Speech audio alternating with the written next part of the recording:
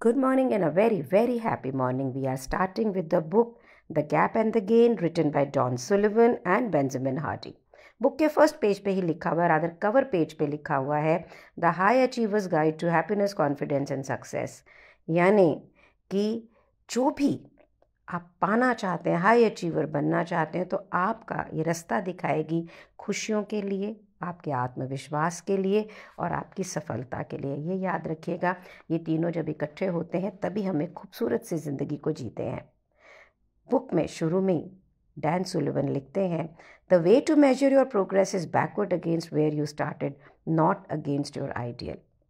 मतलब क्या है, हम ज़्यादातर ज़िंदगी में क्या करते हैं, अच्छा मेरा ये लक्ष्य है कि मैंने 10 करोड़ कमाने, अरे मैंने भी 50 लाख, अभी मैं 75 लाख पे पहुंचा हूँ, मुझे तो 10 करोड़ कमाने हैं। या मैंने कहीं जाना है, 100 किलोमीटर की रास्ता है, अभी 50 किलोमीटर रहता है होना है, अभी तो इतना और होना है, इतना और होना है। मंजिल कितनी दूर नज़र आ रही होती है ना।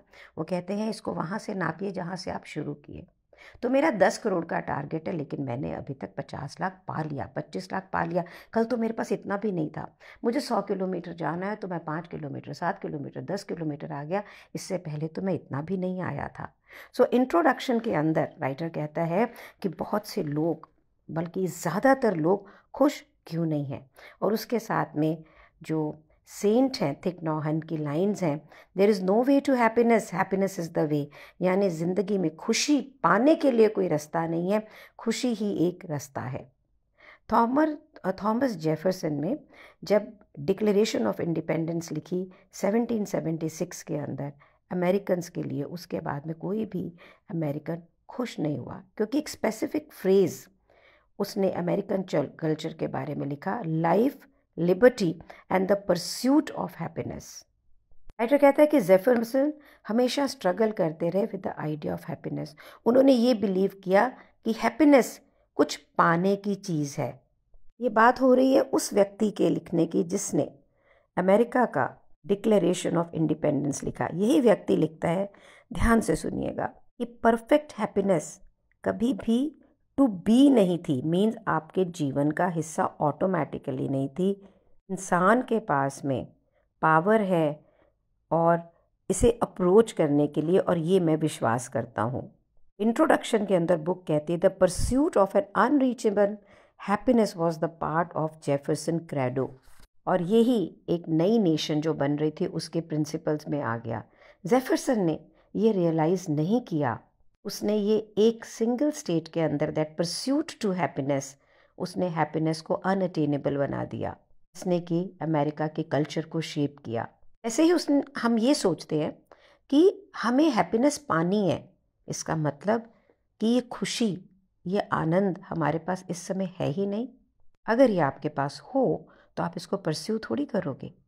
लाइफ में अगर आप देखें, हमने बहुत अच्छे काम किए, हमारे पास काफ़ी पैसे भी हैं, हमने काफ़ी महान चीज़ों को अचीव भी किया है, लेकिन ये pursuit for more, for being happy, अगर ये हमेशा आगे आगे रहे तो आप हमेशा हैप्पीनेस के किनारे पे खड़े हो, हैप्पीनेस पा नहीं सकते हो। फिर ये खुशी कब होती है, मैं ये अचीव कर लूँगा तो खुशी होती है। ये खुशी हमें हमेशा किसी भविष्य में आने वाली चीज़ों में दिखाई देती है। हैप्पीनेस हमारे अंदर नहीं, हमारे बाहर है। हैप्पीनेस कभी भी हमारे पास नहीं है, क्योंकि ये हैप्पीनेस तो डिपेंडेंट है। मेरी लाइफ में ये हो जाएगा तो मैं खुश होंगी, बच्चे को ये हो जाएगा तो खुश हो जाऊंगी, वैसे हो जाएगा तो खुश हो जाऊंगी। एक रीसेंट पोल राइटर कहता है जिसे किया गया, तो ये मालूम पड़ा कि only 14% of American adults are really happy. India में हम कुछ ज़रूर बेटर होंगे, देयर इज़ नो डाउट, क्योंकि हमारे माँ बाप ने, स्पेशली मेरी मम्मा ने तो ये ज़रूर सिखाया, जाहे विधि राखे राम ताहि विधि रहिए, सीताराम सीताराम सीताराम कहिए। बहुत बार हमें समझाती थी, लेकिन इसका मतलब ये नहीं है that you are not taking action and you are becoming complacent. मतलब ये है कि आपके अंदर ही हैप्पीनेस है और टोटल समर्पण का जीवन है। राइटर कहता है कि मैं ये नहीं कह रहा हूँ कि अमेरिकन्स की अनहैप्पीनेस, तो ये अमेरिका की बात कर रहा है, लेकिन अगर हम ये देखें, ये प्रेवलेंट पूरी दुनिया की बात है कि ये हैप्पीनेस एक व्यक्ति के कुछ लिखने से हो गया, लेकिन जो इम्पॉर्टेंट जो फादर्स होते हैं, लीडर्स होते हैं, उनके बोलने से हमारे आसपास का कल्चर क्रिएट होता है और कल्चर एक ह्यूमन आइडेंटिटी को शेप करता है, उसकी डिसीजन मेकिंग को शेप करता है। और यहाँ पे जैसे ही हम खुशी की तलाश में निकल रहे हैं ना, तो हमने अपने आप को इसी वक्त खुशी से दूर कर लिया। उसी वक्त हमने अपने आप को एक ह्यूमन बीइंग, एक व्यक्ति जो खुशी जिसके अंदर ही है, उसको एप्रिशिएट नहीं किया। जिस समय खुशी किसी और चीज़ के साथ बंधी है जो कि हमारे फ्यूचर में होगी, तो मेरा ये प्रेजेंट बिल्कुल डिमिनिश्ड है। मैं खुश नहीं हूँ, कॉन्फिडेंट नहीं हूँ, सक्सेसफुल नहीं फील कर रहा हूँ। हाँ भाई, फ्यूचर में हो सकता है पैसे हों, ऐसी फीलिंग आ रही है। सोचिए कि यहाँ पर हैप्पीनेस को क्रिएट करना कितना बड़ा बर्डन है। एक माइंडसेट कि happiness is something that you need to go out and get. जैसे ही आप खुशियों के पीछे भाग रहे होते हैं ना कि ये चीज़ मुझे खुशी देगी, आप इंटरनली डिस्कनेक्टेड हो जाते हैं। जिस समय आप इंटरनली डिस्कनेक्टेड होते हैं, क्या क्रिएट होता है? एक गैप। आपसे ये प्रश्न है इस समय मेरा, are you in gap? John Silvan, जो कि एक दुनिया के एंटरप्रेन्योरल कोच रहे हैं, बहुत ही फेमस, उन्होंने ये गैप के परवेसिव होने को जाना।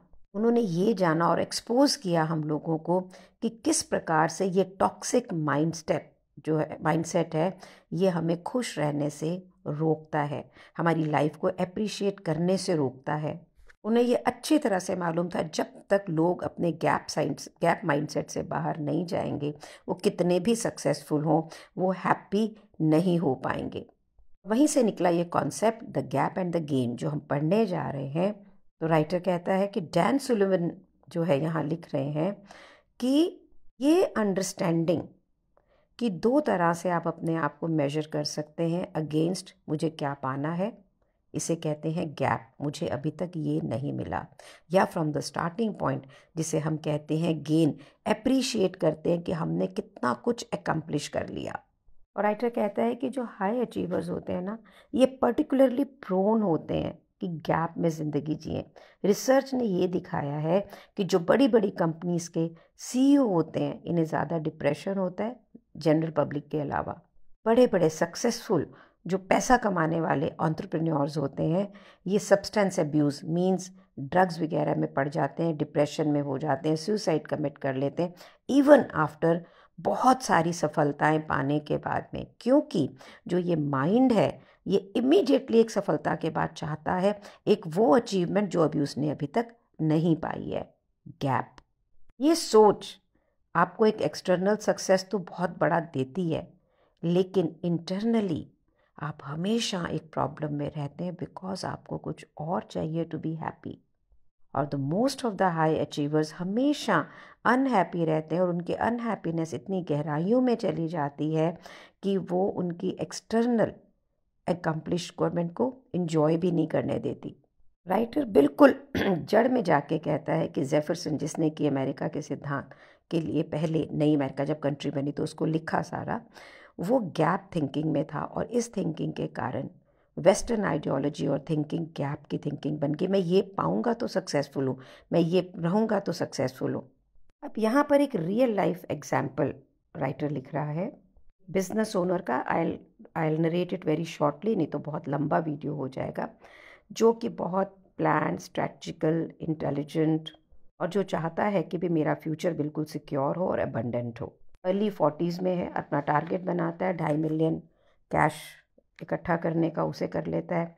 फिर 5 मिलियन का बनाता है, फिर भी इनसिक्योर फील करता है and then he wants to have more than 10 million, उसको भी पाता है, फिर भी इनसिक्योर फील करता है। अब बाहर की पर्सपेक्टिव में देखेंगे ना, तो ऐसा व्यक्ति आपको कैसा दिखेगा? अरे इतने सालों के अंदर उसने 2-2.5 मिलियन से 17-18 मिलियन तक रुपया कमा लिया, इतने सारे एसेट्स हैं, सेवी है, स्मार्ट है। लेकिन सच्चाई ये है कि ये कभी भी गैप माइंडसेट से नहीं देखा। उसने ये नहीं देखा मैंने कितना कमाया, उसने हमेशा ये देखा कि मुझे इतना और चाहिए तभी मैं सिक्योर होऊंगा। वो कभी भी ग्रेटफुल नहीं था कि मैं इतना कर लिया, हैप्पी नहीं था अपनी सिचुएशन के बारे में, हमेशा एंक्शस रहा, वरिड रहा फ्यूचर के लिए, क्योंकि मीडिया से बहुत प्रभावित था वन टाइम मीडिया ने उसको बोला कि भाई सारा जो फाइनेंशियल वर्ल्ड है वो कोलैप्स करने वाला है, और ये इनसिक्योर व्यक्ति जिसके लिए कुछ ना कुछ पाना ही एक जीवन की सफलता थी, तो उसके खोने से तो नहीं चलता। उसने अपने बिजनेस को बंद करके सारा पैसा इकट्ठा करके बैंक में डाल दिया। Why did he do so? क्योंकि वो अपने गैप माइंडसेट से एस्केप नहीं कर पाया। He only wanted more, to be satisfied, to be happy. वो अपने गेन्स को अप्रिशिएट नहीं कर पाया। उसे हमेशा फ्यूचर के अंदर एक गैप दिखाई देता था और उसको ब्रिज करना चाहता था। फैक्ट क्या था? फैक्ट ये नहीं था कि रियल लाइफ के अंदर ये गैप है। फैक्ट ये था कि ये गैप उसके अंदर है, उसकी सोच में है, और इतना ज़्यादा हो गया कि वो अपने फ्यूचर के ऊपर विश्वास ही नहीं कर पाया। राइटर कहता है ये बहुत ही एक सैड टेल है, लेकिन ये बहुत कॉमन है। जब बुक में ये लाइन आ रही है ना, you too may have fallen for this gap mindset, तो मुझे ऐसे लग रहा है कि मुझे एक थप्पड़ मार रहा है ये।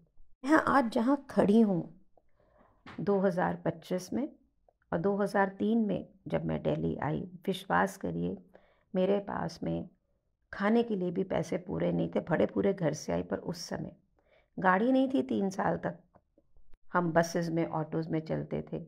अगर मैं आज उसको फास्ट फॉरवर्ड करूं तो मैं एक बहुत ही ब्यूटीफुल घर में रहती हूँ, बहुत ही प्रोमिनेंट रिच सोसाइटी में रहती हूँ। बैंक बैलेंस है, शेयर्स हैं, एक प्रॉपर्टी भी है, गोल्ड सिल्वर भी है। उसके बाद में भी बहुत सारा गैप मैं फील करती हूँ, शुक्राने भी करती हूँ, किताबें भी पढ़ रही हूँ, बता भी रही हूँ शालिनी मैम आपने मेरी ज़िंदगी बदल दी, लोग कहते हैं। पर आज जब ये बुक कह रही है मेरे को, तो पता है कल मेरे माइंड में क्या थॉट थी? शाम को मैं घर बदल रही हूँ, यार इतने पैसे कब आएंगे जब कमाने के बारे में सोचना ही नहीं पड़ेगा। What where am I not in the gap? Can't I see that I am living in such a beautiful space which is not सस्ता बाय एनी मीन्स। अच्छे कपड़े पहन रही हूँ, फेमस हूँ। तो अगर मैं आज, जैसा कि ये बुक देख रही है कि from where I started, from where I am, nobody knew me to a position where I am an influencer today, had no money to it, to a position where I have a property and everything, तो भी कहीं ना कहीं ये मन में gap तो है। और अगर ये है तो बुक कहती है कि आप कभी भी खुशी की प्राप्ति नहीं कर सकते। Let's not rush to another audio, let us do मनन चिंतन कि कहाँ पर। और ये गैप ना बहुत जगह हो सकता है, सिर्फ पैसे की बात नहीं है। मुझे लगता है बहुत जगह हो सकता है, रिलेशनशिप में भी हो सकता है, हेल्थ में भी हो सकता है। I am 65 today and quite good. उसके बाद भी लगता है अरे भैया ये थोड़ा नी पेन कर रहा है, तो ये नहीं देख रही हूँ कि 65 में पूरा टाइम काम कर रही हूँ, बिल्कुल अपनी हेल्थ को एंजॉय कर रही हूँ। थोड़ा सा नी पेन भी मुझे बॉदर कर रहा है कि नहीं तो बुढ़ी हो गई हूँ मैं। तो यार हम ये ह्यूमन बीइंग ऐसी है ना। तो चलिए आज हम एक लिस्ट बनाते हैं कि हम कहाँ कहाँ गैप को फील करते हैं, कहाँ थे, कहाँ हैं, उसे देखें, अपने आप को चेक करें और फिर नेक्स्ट ऑडियो की तरफ चलें। Thank you so much for being in my life. Thank you so much.